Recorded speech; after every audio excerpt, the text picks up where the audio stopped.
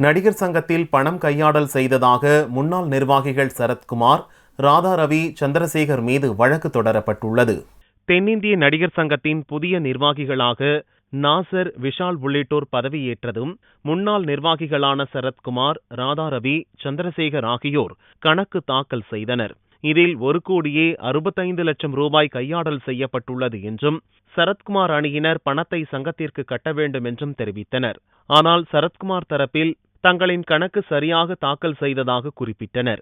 இந்நிலையில் சரத்குமார் தரப்பினர் மீது நடவடிக்கை எடுக்க சென்னை போலீசில் புகார் அளிக்கப்பட்டது.